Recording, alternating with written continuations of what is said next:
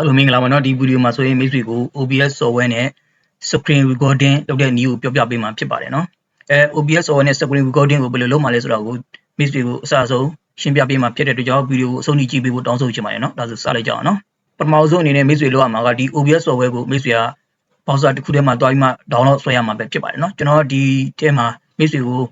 Microsoft Store ကိုအသုံးပြုပြီးမှ download ဆွဲပြမှာပဲဖြစ်ပါတယ်နော် Microsoft Store နဲ့ကိုဝင်လိုက်မယ်နော်Microsoft Store နဲ့ကိုရောက်တာနဲ့မိတ်ဆွေဒီမှာ OBS ကိုရိုက်ရှာလိုက်မယ်နော်ရိုက်ရှာပြန်တဲ့မိတ်ဆွေကဒီမှာနော်ဒီ share ဆိုတာဟာ share bar လေးကိုနှိပ်လိုက်မယ်နော်နှိပ်လိုက်ရတဲ့ဒီ OBS screen ကြာလာမယ်နော်ကြာလာပြီဆိုရင်မိတ်ဆွေဒီနားမှာနှိပ်မယ်နော်ဒီနားမှာနှိပ်မယ်နော် install ဆိုတာဒီနားမှာပေါ်လာလိမ့်မယ်နော် install ဆိုတဲ့ဟာပေါ် install ဆိုတာပေါ်လာမယ်နော်install ကိုမိတ်ဆွေနှိပ်လိုက်မယ်နော်နှိပ်လိုက်ပြန်တဲ့မိတ်ဆွေကွန်ပျူတာထဲမှာဒီ OBS software လေးရောက်ရှိလာမှာပဲဖြစ်ပါတယ်နော်မိတ်ဆွေကွန်ပျူတာထဲမှာ OBS software ရောက်လာပြီဆိုရင် OBS software ကိုဖွင့်လိုက်မယ်နော်ဒါ OBS software ရဲ့မျက်နှာပြင်ပဲဖြစ်ပါတယ်နော်ပထမဆုံးမိတ်ဆွေလောက်ရမှာကမိတ်ဆွေကဒီအနောက်က background ကိုရွေးပေးရမှာဖြစ်ပါတယ်နော်မိတ်ဆွေကြိုက်တဲ့ background ကိုရွေးပေးရမှာဖြစ်ပါတယ်နော် background ကိုမိတ်ဆွေအရင်ဆုံးပါပြလဲ download ဆွဲထားရမှာပဲဖြစ်ပါတယ်နော် background ရွေးဖို့အတွက်မိတ်ဆွေဒီမှာနော် plus ကိုနှိပ်မယ်နော်စင်ထဲ plus ကိုနှိပ်မယ်နော်နှိပ်ပြရတဲ့မိတ်ဆွေဒီမှာ okay နှိပ်မယ်နော် background ရွေးဖို့အတွက်မိတ်ဆွေ source ထဲက plus ကိုနှိပ်မယ်နော်ဒုတိယအကွက်နော် plus ကိုနှိပ်မယ်နှိပ်ပြရတဲ့မိတ်ဆွေ background ရွေးမှာဖြစ်တဲ့ကြောင့် image ကိုထပ်နှိပ်မယ်နော် image ကိုနှိပ်ပြရတဲ့မိတ်ဆွေဒီမှာနာမည်ပြောင်းလိုက်ရနော်မပြောင်းချင်လည်းဘာမှမဖြစ်ဘူးနော် okay ကိုစိုက်နေမယ်နော်နှိပ်ပြန်တဲ့မိတ်ဆွေဒီမှာ browser နှိပ်မယ်နော်နှိပ်ပြန်တဲ့မိတ်ဆွေ background တွားရွေးမယ်နော်မိတ်ဆွေ download ဆွဲထားတဲ့ background တွားရွေးမယ်နော် okay နှိပ်မယ်နော်ဒီမှာ background ရပြီနော် okay ဆက်နှိပ်မယ်နော် okay ဒါ background ရပြီ background ကဒီလိုပေါ်နေတယ်ဆိုရင်မိတ်ဆွေဒီ background ကိုဒီ screen နဲ့ကွက်တိဖြစ်အောင်လို့မိတ်ဆွေကလုပ်မယ်ဆိုရင်ဒီကောင် background ကို right click နှိပ်လိုက်ပါနော် right click နှိပ်ပြန်တဲ့မိတ်ဆွေဒီမှာ transform တွေ့ရမလားtransform ကိုတွေ့လိမ့်မယ်နော် transform အောက်မှာမိတ်ဆွေလိုက်ရှာမယ်နော်ဒီမှာတွေ့လား fit to screen နော်အောက်နှိပ်လိုက်မယ်တော့ကွက်တိဖြစ်သွားပြီနော်ဒါနံပါတ်1အချက်အနေနဲ့နံပါတ်2အနေနဲ့မိတ်ဆွေကွန်ပျူတာရဲ့ screen ကို record လုပ်မှာဖြစ်တဲ့အတွက်ကြောင့်နောက်တဲ့ sync တစ်ခုကိုထပ်ကောက်မယ်နော် sync နော် plus ကိုနှိပ်မယ်နော်နှိပ်ပြန်တဲ့မိတ်ဆွေဒီမှာနာမည်ပြောင်းလို့ရရနော်မပြောင်းရင်လည်းကိစ္စမရှိဘူးနော် okay နှိပ်မယ်နော်ဒါဒီ sync 2မှာမိတ်ဆွေကvideo မိတ်ဆွေကဒီ sync 2မှာမိတ်ဆွေကကွန်ပျူတာရဲ့ screen ကိုပေးမြင်မှာဖြစ်တဲ့အတွက်ကြောင့်နောက်တဲ့ဒီမှာနော် ဆော့နေမှာ plus ကိုနှိပ်မယ်နော်နှိပ်ပြန်တဲ့ဘာဖြစ်လဲ display capture ကိုရွေးမယ်နော်ရွေးပြန်တယ်မယ်နော်ဒါနာမည်ပြောင်းလိုက်ရတယ်မပြောင်းလည်းကိစ္စမရှိဘူးနော် okay ဆက်နှိပ်မယ်နော် okay ဆက်နှိပ်ပြန်တဲ့မိတ်ဆွေဒီမှာနော်ရွေးမယ်နော် okay နောက်တဲ့ okay ဆက်နှိပ်မယ်နော် okay ဒါမိတ်ဆွေကွန်ပျူတာမှာမိတ်ဆွေ screen recording file ရဲ့အချိန်မှာကွန်ပျူတာမှာပေါ်လာမဲ့ screen ပဲဖြစ်ပါတယ်နော်ကဲတတိယအချက်အနေနဲ့မိတ်ဆွေပါဆက်လုပ်ရမလဲဆိုတော့မိတ်ဆွေက screen record file ရဲ့အချိန်မှာမိတ်ဆွေရဲ့ logo လေးကိုမိတ်ဆွေကထည့်ချင်နေဆိုရင်တတိယအချက်အနေနဲ့မိတ်ဆွေဒီမှာနော် plus ကိုထပ်နှိပ်မယ်နော်ဆိုတော့ plus ကိုနှိပ်မယ်နှိပ်ပြန်တဲ့ image ကိုနှိပ်မယ်နော် image နှိပ်မယ်နှိပ်ပြန်တဲ့မိတ်ဆွေဒီမှာ okay ကိုထပ်နှိပ်မယ်နော်နှိပ်ပြန်တဲ့ browser တစ်ခုတည်းကိုဝင်လိုက်မယ်နော်ဝင်ပြရတဲ့မိတ်ဆွေရဲ့ logo ကိုတွားရှာမယ်နော် okay open နှိပ်မယ်နော်ဒါ logo လေးရပါတယ်နော်logo ကိုမိတ်ဆွေကြိုက်တဲ့နေရာမှာထားလို့ရပါတယ်နော်ဒီမှာ okay ဆက်နှိပ်မယ်နော်မိတ်ဆွေ logo ကိုကြိုက်တဲ့နေရာမှာရွှေ့ထားလို့ရတယ်နော်ကြိုက်တဲ့နေရာမှာရွှေ့ထားလို့ရတယ် logo ကိုကြိုက်တဲ့နေရာမှာရွှေ့ထားလို့ရတယ်နော်logo ရပြီဆိုတော့ ਨੇ မိတ်ဆွေက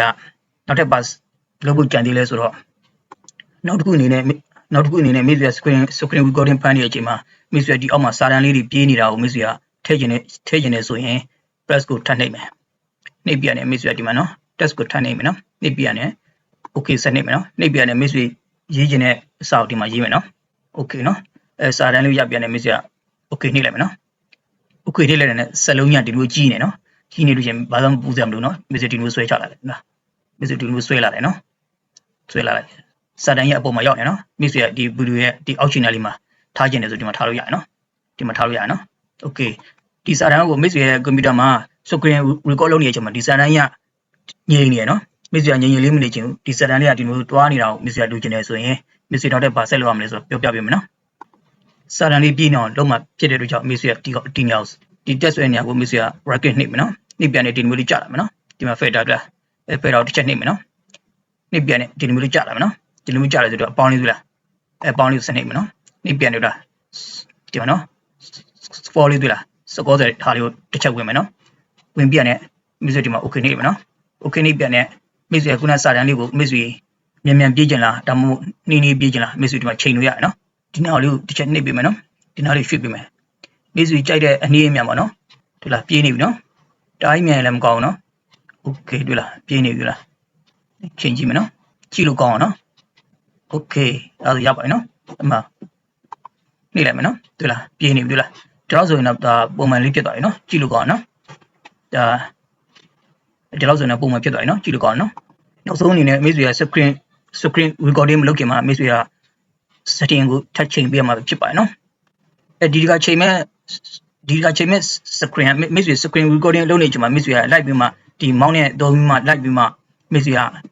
ပိတ်လိုက်ဖွင့်လိုက်လုပ်နေကြမလို့နော် key တစ်ခုတက်မှတ်မယ်နော် key တစ်ခုတက်မှတ်ဖို့အတွက်မိတ်ဆွေဒီမှာ hot speed ပြလားဒီနောက်တစ်ချက်ဝင်မယ်နော်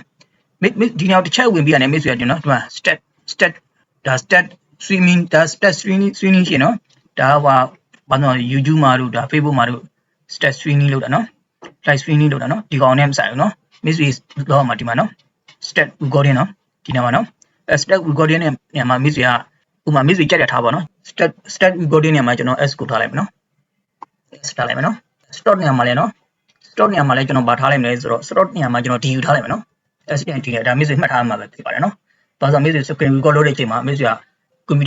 တာရဲ့မောက်ကိုကန်စားလဲမလို့မိတ်ဆွေလိုက်ပြီးမှ screen ကိုလိုက်ပြီးမှဖွင့်လိုက်ပြလိုက်လို့ဆိုမလို့နော်မိတ်ဆွေ setup recording စလုပ်မယ်ဆိုရင်မိတ်ဆွေဘာဖြစ်လဲဒီမှာ s ကိုနှိပ်ပေးလိုက်ယူမယ်နော်မိတ်ဆွေ recording ရက်တော့မယ်ဆိုရင်ဘာဖြစ်လဲ d ကိုနှိပ်ပေးယူမယ်နော်ပြီးတော့နာနဲ့ဒီကနေမိတ်ဆွေပေါ်နေဆွဲတင်မယ်နော်ပေါ်ဆွဲတင်မယ်နော်ဆွဲတင်မယ်ဒီမှာစင်တွေ့လားနော်စင်နေမှာမိတ်ဆွေတခုခုတတ်မှတ်ပြရမှာဖြစ်ပါတယ်နော်ကျွန်တော်စင်နေမှာ1လို့တတ်မှတ်ပြလိုက်မယ်နော်1လို့တတ်မှတ်ပြလို့ဒါကြစင်2နော်စင်2နေရာမှာလဲ2လို့ပဲတတ်မှတ်ပြလိုက်မယ်နော်ဒါမိတ်ဆွေက recording လုပ်တဲ့အချိန်မှာနော်ထိန်းတာပေါ့နော်စင်1နဲ့စင်2မိတ်ဆွေပြချင်တဲ့အရာကိုပြလို့ရအောင်လို့ဒါတတ်မှတ်ပြထားပဲဖြစ်ပါနော်ပြီးသွားပြီဆိုတာနဲ့ apply ကိုနှိပ်မယ်နော်ပြည့်နဲ့ okay ကိုနှိပ်မယ်နော်ဒါဆိုရင်တော့ပြီးသွားပါပြီနော်မိတ်ဆွေ screen recording လုပ်တော့မယ်ဆိုရင်မိတ်ဆွေဒီမှာနှိပ်လို့လည်းရတယ်နော်ဒီမှာနော် step recording နော်ဒီမှာနှိပ်လို့ရတယ်နော်ဒီမှာနှိပ်လို့လည်းရတယ်တကယ်လို့ဒီမှာမနှိပ်ဘူးဆိုရင်မိတ်ဆွေဒီမှာနော်ခုနပြောထားတဲ့အတိုင်းနော်ဒါပြန်ပိတ်လိုက်မယ်နော်ပြန်ပိတ်မယ်ဆိုရင်ဘာဖြစ်လဲခုနဒီနော်ဒီဆိုပြီးတော့ပြန်ပိတ်ပါပြီနော်ပြန်ဖွင့်မယ်ဆိုရင်ဘာဖြစ်လဲ s ဟုတ်လား s ဆိုရင်ပြန်ဖွင့်ပါပြီနော်ခုနမိတ်ဆွေကဘာဖြစ်လဲဟုတ်ကဲ့တတ်မှတ်ထားတဲ့အတိုင်းပဲနော် s နဲ့ d နဲ့ကိုမိတ်ဆွေကမှတ်ထားလို့ရပါတယ်နော် s က screen recording လုပ်တာ d ကပိတ်တာပဲဖြစ်ပါတယ်နော်မှန်တော့ recording လုပ်နေရနော်ပြန်ပိတ်လိုက်မယ်နော် d ကိုနှိပ်လိုက်မယ်နော်ဟုတ်လား recording ပိတ်သွားပြီပါတယ်နော်ကဲဒီဗီဒီယိုလေးကဒီလောက်ပါနော်အဆုံးထိကြည့်ပေးတဲ့အတွက်ကျေးဇူးတင်ပါတယ်အားလုံးကိုဘိုင်ဘိုင်